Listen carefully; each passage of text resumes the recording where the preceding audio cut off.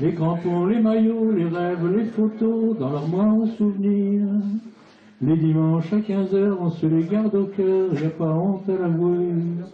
Mais ne sois pas surpris si te parle en rugby, j'ai la gorge nouée. Si tu n'as jamais joué, comment veux-tu comprendre? Bonjour, il s'appelle Éric Platel, c'est le créateur du Dimanche à 15h, chanté par de nombreuses générations de rugbymen. Nous irons ce matin à la rencontre de ce jeune homme octogénaire. Mais pour commencer, retour sur le dernier France-Afrique du Sud, ou plutôt les coulisses de ce troisième test des Bleus. Samedi dernier, les ramasseurs de balles venaient de Picardie, exactement d'Abbeville. Et si tout le monde ne garde pas, vous en conviendrez, un très bon souvenir de cette soirée à Saint-Denis, ce n'est pas le cas des moins de 17 ans du club Picard. Voyez le reportage d'Émilie Monchot et Stanislas Madège. France-Afrique du Sud. Il y a les spectateurs et ceux qui le vivent de l'intérieur. Ce soir-là, les cadets d'Abbeville étaient au bord du terrain, ramasseurs de balles. Marie-Alice. Voilà. Plus tôt dans l'après-midi, les jeunes arrivent pour le briefing. Parmi les 300 bénévoles du match, les moins de 17 ans du club auront une place de choix. Un privilège qui nécessite rigueur et discipline. Vous êtes des acteurs incontournables et hyper importants du bon déroulement de la rencontre. Il y a un petit peu de trac qui arrive, mais enfin, ça va, on est motivé, on est content d'être là et c'est une super expérience. Le gros danger, c'est qu'on est pris par un tourbillon d'un stade plein de 80 000 personnes qui chantent, qui crient, qui poussent, et on a son rôle à jouer. Et quand on a leur âge et qu'on est passionné et qu'on aime ça, on pourrait être pris par le fait que l'équipe de France est là, qu'on est proche et tout. 3 heures avant le match, c'est le moment de la reconnaissance du terrain. Dans un stade vide, les jeunes Abbvillois savourent. Une grande palpitation, de la joie. Je me sens tout petit par rapport au stade. C'est un grand moment pour moi. C'est grandiose. À 15 minutes du coup d'envoi, les 12 ramasseurs entrent en scène.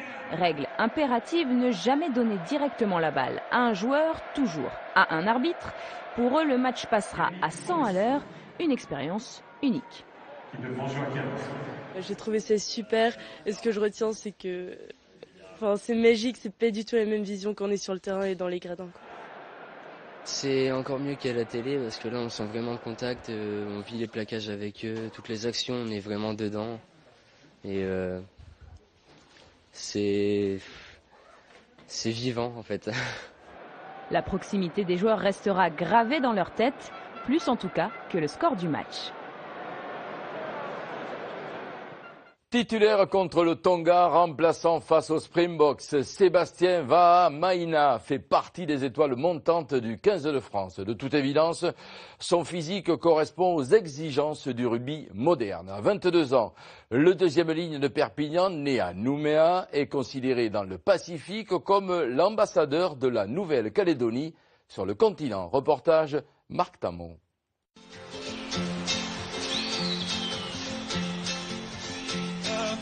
Des terrains broussailleux de Nouvelle-Calédonie aux pelouses du top 14, Sébastien Vahamaina a fait le grand saut. Non, je rêvais jamais d'être grand joueur de rugby. C'était plus du hand ou du volley. Il faut faire un choix dans le sport. Puis tomber sur le rugby. Timide en interview, Sébastien va d'abord l'être sur le terrain. Ses anciens partenaires en Nouvelle-Calédonie se souviennent même qu'il faisait attention à ne pas leur faire trop mal. Déjà par rapport à sa taille, il voyait qu'autour de lui c'était des petits quoi. Hein. Nous à côté, c'était des minus, il faisait déjà 2 mètres à 16 ans. C'est sûr qu'il voulait aller mollo quoi, pour ne pas blesser ceux qui étaient en face. Mais sinon, on voyait déjà qu'il avait des grosses capacités. Hein. Jusqu'en 2009, ce Wallisien d'origine sera ainsi comme aujourd'hui ces adolescents du club du Mont d'Or près de Nouméa. avant que le club de Brive ne le repère à 17 ans et qu'ensuite Perpignan n'en fasse un joueur de niveau international. Pour nous, c'est l'ambassadeur du Pacifique, des îles françaises du Pacifique. Grâce à lui, on espère attirer les hautes sphères de la FFR sur le potentiel que les îles du Pacifique en proposent pour le rugby français. Une pépite de 2,03 m et 125 kg dont profite aujourd'hui l'USAP et le 15 de France. Vahamaina, c'est pour tous le prototype du joueur du futur. Avec son numéro 4 dans le dos, il sait tout faire avec un ballon, mais son apprentissage n'est pas terminé. Des gabarits comme ça, des qualités comme ça, il n'y en a pas. Mais par contre, j'ai rencontré beaucoup de joueurs qui avaient beaucoup plus de régularité que lui. Donc voilà, s'il veut exprimer tout ce potentiel souvent, il faudra qu'il monte un petit peu plus en régularité. À cette condition et à tout juste 22 ans, Vahamaina est parti pour signer un long bail avec l'équipe de France. Sébastien Vahamaina qui affrontait vendredi soir Clermont, son futur club. Perpignan-Clermont donc en ouverture de la 13e journée du top 14, les Auvergnats. Co-leader, hier après-midi, Toulon, l'autre leader, jouait à Paris face au Stade Français. Images, résultats, classement, c'est parti. Alerte à Aimé Giral, premier coup de froid dans le dos des Catalans. Naketassi intercepte la passe de Guitoun. L'essai du Fidjien annonce les intentions clermontoises s'imposer à l'extérieur. L'USAP conteste cet objectif par son pack.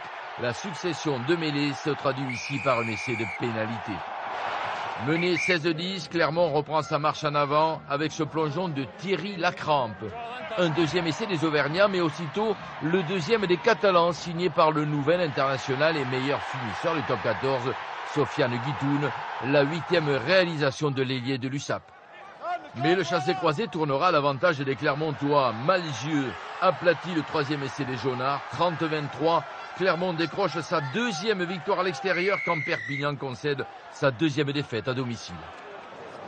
Plus de 20 minutes à patienter pour voir l'ouverture du score. Le temps d'assister aux terribles charges de Mathieu Bastaro. Celle-ci secoue les 2,06 m d'Alexandre Flancard. Le temps aussi d'apprécier l'aisance technique de Sergio Parissé. C'est d'ailleurs une initiative du capitaine parisien qui amène la première réussite de Julien Dupuis. 3 points, les seuls de ce premier acte, car de son côté, Toulon, comme lors de son match précédent, ne parvient pas à concrétiser ses actions. L'attaque varoise muette jusqu'au bout, oui, le champion d'Europe quittera la capitale Fanny. Et en deuxième période, c'est le Stade Français qui s'envole, une conquête en touche se prolonge par cette prise d'intervalle de Jules Plisson, une attaque en première main pour un superbe essai du jeune ouvreur parisien. Ce pari plein d'appétit et en quête de rachat après sa lourde défaite bordelaise enfonce le clou sur la sirène quand Geoffrey Doumerou profite de ce cafouillage et inscrit le deuxième essai. Ainsi, le Stade Français, invincible à Jambouin, inflige un cinglant 23-0 à Toulon. La rechute de Biarritz, battue par Bordeaux-Bègles à Aguilera. Une seule victoire bonifiée, celle de Castres. Oyonnax bat Brive, le Racing gagne à l'arraché et Grenoble s'offre Toulouse. Après cette dernière journée de la phase allée, c'est donc Clermont qui est champion d'automne. Toulon, Castres et Toulouse suivent à 4 points. 5e le Stade Français, Montpellier 6e. Les deux relégables à moitié championnat, Bayonne 13e et puis donc Biarritz 14e avec 8 points de retard sur l'Aviron.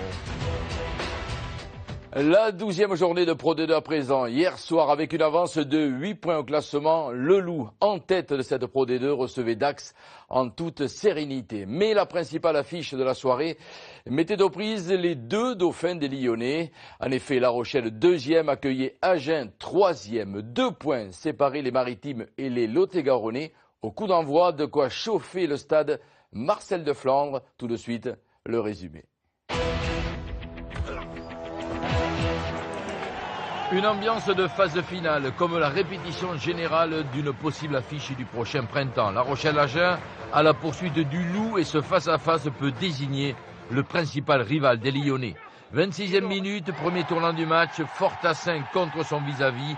L'ouvreur des Maritimes file aplatir sous les poteaux, aplatir, oui, mais du bout des doigts, les arbitres valident. 10-3. Agen réplique 4 minutes plus tard en force, un ballon porté d'école conclu par l'essai du talonneur Nargissi, avantage de La Rochelle 18 à mi-parcours. Mais sans le savoir, les hommes de Colazo et Ribeyrol ont laissé passer leur chance, bloqués par la défense agenaise. Agen, solide sur ses bases, porte le coup de grâce en 3 minutes avec cet essai de Mathieu Lamouli, tout d'abord suite à une percée de Balès. Ce même Alexis Balès qui, derrière un ballon de récupération, place une nouvelle accélération pour le 3e essai du SUA. Burton Francis flirte avec la ligne de touche et Nargissi s'offre un doublé. 22-10, La Rochelle accuse 12 points de retard. De coups de poignard qui nous font très mal. Et après pour remonter 15 points au score contre une équipe à qui il faut rendre hommage, qui était très en place sur le plan défensif, avec une montée très agressive. Voilà, ça a été une mission un peu compliquée. Compliqué car si La Rochelle réagit, cet essai de Stéphane Clément ne comble pas l'écart. Ainsi Agen gagne le match des Dauphins. On va pas fanfaronner plus que ça, on est encore, même si on va pas me croire, on est encore en construction, on va continuer à bosser, on a plein de choses encore à bosser, il faut qu'on continue, il faut qu'on reste humble. L'humilité de Jean-Jacques Crenca, certes, mais ce succès à Genève 25-17 marque forcément les esprits. La suite de cette 12e journée de Pro D2 grâce à la complicité des antennes de France 3. Et pour commencer, Auch-Albi. Les deux équipes luttent pour le maintien. Il y avait donc de la tension au stade Jacques-Fouroux. Tension aussi à Mont-de-Marsan et Béziers, lourdement défaits à Aurillac. Les Landais recevaient Tarbes. Quant aux Biterrois, ils affrontaient Bourg-en-Bresse. Image également de Colomiers-Narbonne, tous deux bien installés au milieu du tableau. Didier Laguerre, Éric Mouget.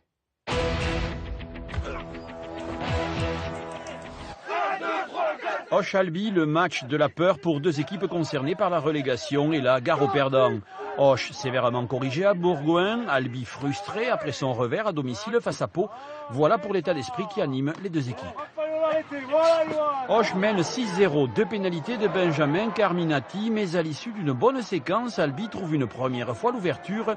Baptiste Ecker en position d'ailier pour le premier essai. Malgré l'enjeu, deux équipes bien décidées à envoyer du jeu, choix une nouvelle fois gagnant, mais côté gersois cette fois. Sébastien Ascara remet les siens dans le sens de la marche. À la mi-temps, Auch vire en tête 16-13. Le début du deuxième acte est une affaire de buteur, 19-16 pour Auch qui met Albi sous pression, au point d'en oublier ses arrières. Samuel Marquez loin devant, Gabriel Lacroix est le plus rapide, dans un fauteuil ou presque, deuxième essai tarné. Albi mène 23-19 puis 29-19, il reste 20 minutes à jouer. On se perd le match un peu sur ce contre là, on fait beaucoup de temps de jeu, 2 mètres de la ligne, on n'est pas loin de marquer. Et puis sur un coup de pied, pas de couverture, et voilà. On se fait trouver un peu, dommage. Auch, KO debout, dominera pourtant la fin de match. Une pénalité de Clément Briscadieu, mais surtout cet essai de Jordan Roca, 20 ans à peine. Auch et Albi se quittent dos à dos, 29 partout. À ce stade de la compétition, il faut prendre tous les points. Après, c'est dommage, on aurait aimé la victoire. Mais bon, ça va aller, ça va le faire. On va y arriver. Très rageant quand on mène de 10 points à moins de 10 minutes de la fin. Qu'on ne gagne pas un match, je crois que à ce niveau, c'est tout à fait anormal. Voilà, très déçu. On fait match nul ce soir, mais honnêtement, je pense qu'on avait mis tout ce qu'il fallait pour l'emporter ce soir à Auch. Coup de sifflet final, personne pour lever les bras. Un nul qui visiblement n'arrange personne.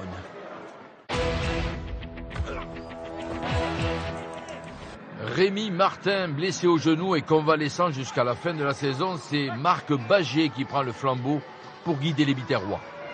Au stade de la Méditerranée, les Bressans tirent les premiers grâce à leur buteur Clean Idi.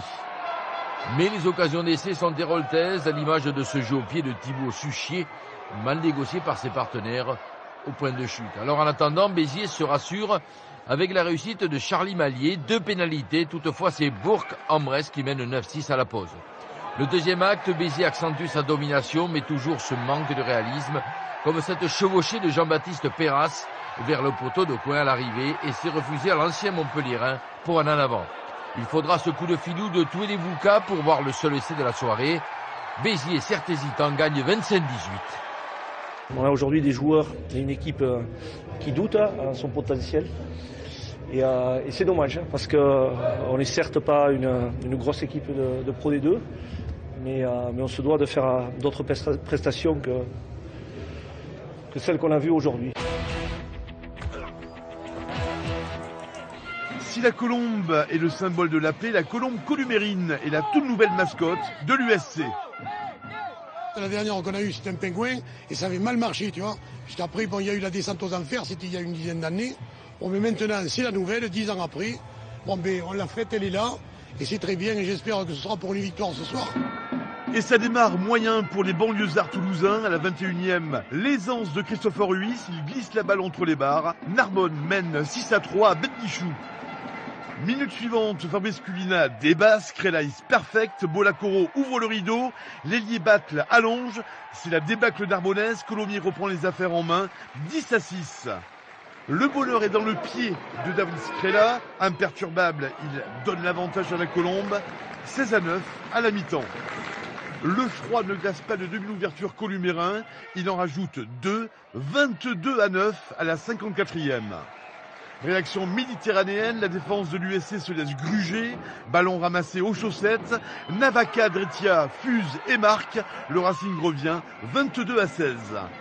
Narbonne manque d'agressivité, Colomiers ne s'en laisse pas compter, la colombe domine, s'envole un peu plus haut, un peu plus loin, avec ici Vasunibu, le Fidjien allonge et dévore tout cru la ligne orange. Le forcing au doigt s'arrête là, même s'ils sont ici à 2 crampons d'entrée en terre bleue. Sans aucune discussion, la colombe prend de l'altitude, Colomiers 32, Narbonne 16. C'est vrai que la victoire était importante parce qu'on sortait de 2 défaites sans points. Donc voilà, on a remis un peu les choses au clair et voilà, et cette victoire va nous faire du bien. Ce soir, c'est une grosse déception parce qu'on sortait sur une bonne performance contre La Rochelle et voilà, on avait à cœur de venir chercher des points ici, mais bon voilà. Je crois qu'il ne faut pas s'emballer, ça prouve que le championnat est difficile, que Rennes est acquis et que voilà, chaque week-end il faut se remettre en question. Comme Agen, Bourgoin gagne à l'extérieur, 18-16 à Carcassonne, succès bonifié du Loup, victoire à domicile de Mont-de-Marsan, aujourd'hui dernier match Pau reçoit Aurillac. Lyon conforte ainsi sa pole position, 11 points d'avance sur son nouveau dauphin Agen, Bourgoin 5e, Colomiers 7e. En bas du tableau, Bourg-en-Bresse et Auch relégables avec 16 points sont à 4 longueurs d'Albi et Carcassonne. Le dimanche à 15h, c'était, mais c'est encore le coup d'envoi de nombreux matchs de rugby. Un rendez-vous dominical qui a inspiré la chanson d'Éric Platel, créée en 1977. Tous les joueurs de rugby ont chanté ou fredonné cette mélodie reprise par des groupes, des chorales ou autres artistes. Un hymne destiné à tous les passionnés de ce jeu et qui a donc traversé les générations. Suivez-nous. Éric Mouget et Denis Tanchoro, nos 2 ténors, vous amènent en Bourgogne à la rencontre d'Éric Platel, montage de notre baryton Paul Sicard. Le bruit sec des crampons sonnant sur le béton, moi j'ai pas oublié. Je crois que tout le monde peut se reconnaître dans cette chanson, donc aussi bien les gens de Sens que les gens de Paris, que les gens d'Avignon ou de Carpentras. Le rugby ça tient chaud. Le dimanche à 15h. Si tu n'as jamais joué, comment peux-tu comprendre qu'on ait le cœur qui bat lorsque revient septembre? Spanghero qui un jour m'a broyé l'épaule amicalement en me disant ça te fait quel âge? Je lui réponds, je ne vais pas te dire mon âge, mais je lui réponds et il me dit « Ah quand même, putain, je croyais qu'il était mort, le gars qui avait écrit ça. » Je trouvais que c'était quand même sympathique. Ça prouvait que ma chanson était devenue une chanson universelle. Natif de la région parisienne, installé à Sens dans l'Yonne, à 100 km au sud de Paris, Éric Platel vous raconte en 77 comment est né son succès un dimanche à 15h.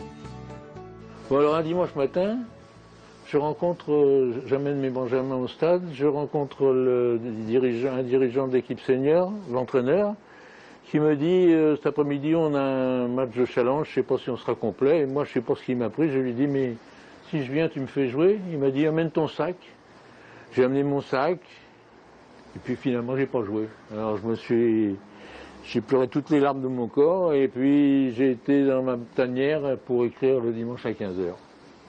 Donc, il y a quelque chose, malheur est bon.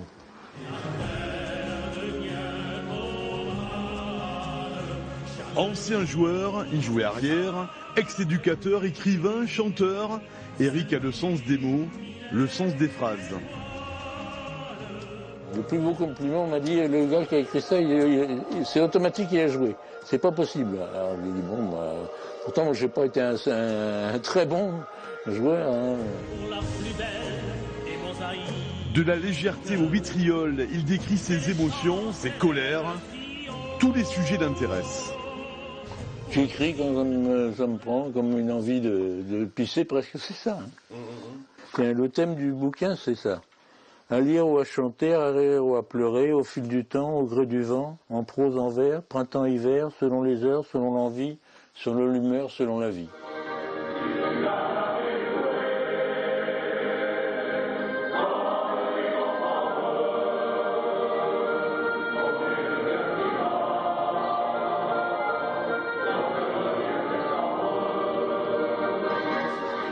Alors attention, hein, ça c'est terreur là ici. Là. Notre ex-éducateur adore les gamins. Il a écrit et mis en scène pour eux, pour tous les jeunes de France et de Navarre, le Yaka. Et de 7 à 13 ans, il se régale.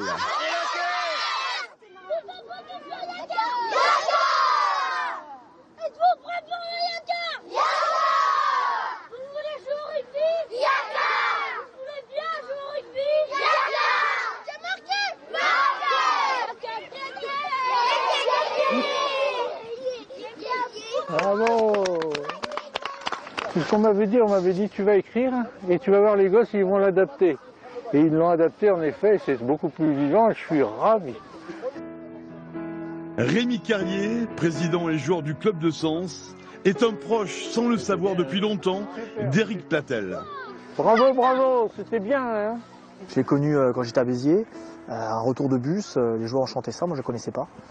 Et je me dis, putain, le mec a écrit ça, voilà, c'est vraiment, c'est profond, ça touche vraiment aux tripes et je me suis dit, voilà, chapeau quoi.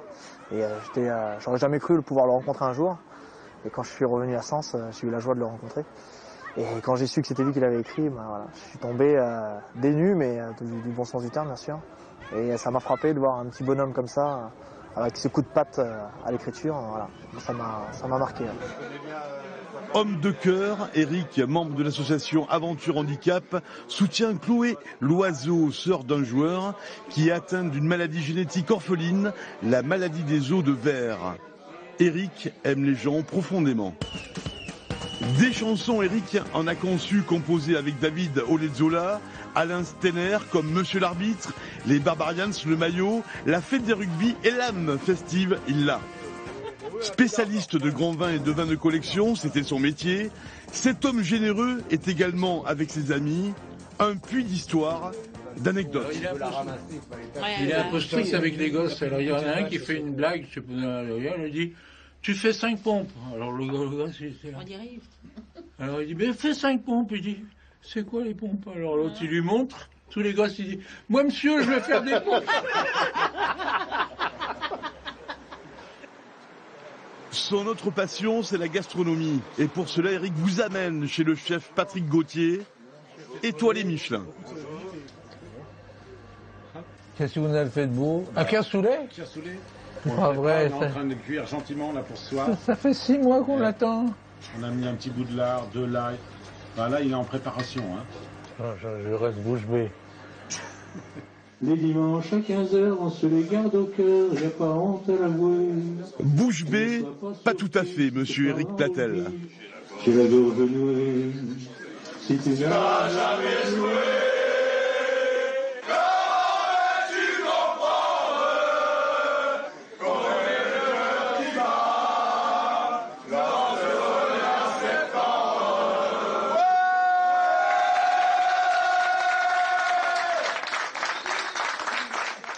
Les matchs le dimanche à 15h, mais il y a aussi le dimanche à 17h25, Stade 2 sur France 2. C'est le rendez-vous, vous le savez, que vous donne Céline Géraud. Allez, merci de nous être fidèles. On se quitte avec cette maxime, comme on le dit en Provence, sur un terrain, faire preuve de suffisance nuit grandement à la performance. À méditer. Salut à tous et à dimanche. Crouch and hold. Engage.